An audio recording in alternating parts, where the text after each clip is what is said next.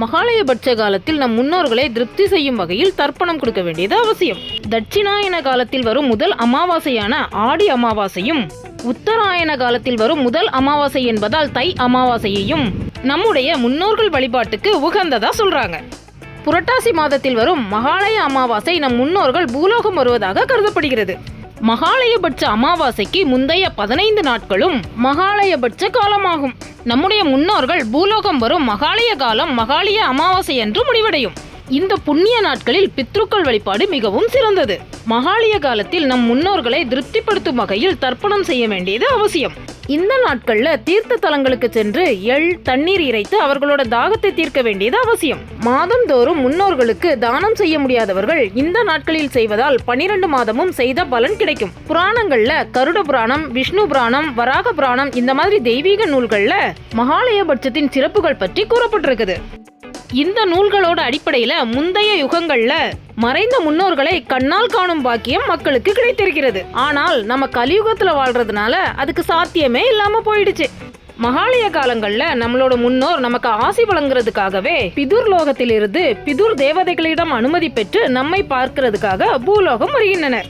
இந்த நாட்கள்ல நம்ம செய்ய வேண்டியது என்னன்னா, நம்மோட வீட்டையும் சுற்றுப்புறத்தையும் தூய்மையா வைக்கணும்.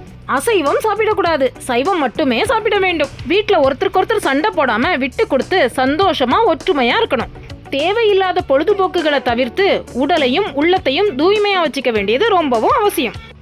இந்த 14 நாட்களும் முன்னோர்களுக்கான வழிபாடுகளை செய்வது சிறப்பு. புண்ணிய நதிக்கரைகள், தீர்த்தக்கரைகள், ராமேஸ்வரம் போன்ற கடற்கரைகளுக்கு ஒரு நாளாவது சென்று வர வேண்டும். அந்த மாதிரி போக முடியாதவங்க காகத்துக்கு சாப்பாடு கொடுக்கலாம், பசுவுக்கு புல் பழம் இந்த மாதிரி உணவுகள் கொடுக்கலாம். ராமாயணம் மகாபாரதம் காலங்கள்லயும் பிதுர் பூஜை செய்து முன்னோர்களை வழிபட்டதா புராணங்கள் சொல்லுது. முன்னோர்களுக்காக எங்கேயுமே போக முடியாம எதுவுமே செய்ய முடியாம இருக்கக்கூடியவங்க அவர்களோட முன்னோர்களின் பெயரை சொல்லி காசி காசி அப்படின்னு சொல்லி அவங்களோட வீட்டு வாசல்லையே எள்ளும் தண்ணீரும் விட்டு திதி பூஜை செய்து விட்டு வீட்டோட பூஜை அறைக்கு போய் முன்னோர்களை நினைச்சு வழிபாடு செய்யணும்.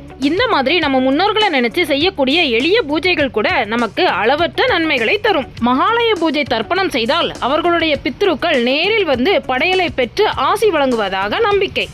திவசமும் தர்ப்பணமும் செய்யும் போது பூலோகத்திலேயோ அல்லது வேறு எங்காவதோ வேறு எந்த உருவத்திலோ தங்களோட பாவ புண்ணியங்களுக்கு ஏற்ப பிறக்கின்ற மூதாதையர்களுக்கு இங்கே சிரார்த்தத்தில் கொடுக்கின்ற எள் தண்ணீர் பிண்டம் முதலானவற்றை பித்ரு தேவதைகள் முன்னோர்கள் என்ன உருவமாக பிறந்திருக்கிறார்களோ அவர்களுக்கு ஏற்ற உணவாக மாற்றி எந்த இடத்தில் இருக்கிறார்களோ அங்கே கிடைக்க செய்வதாக சாஸ்திரம் சொல்கிறது.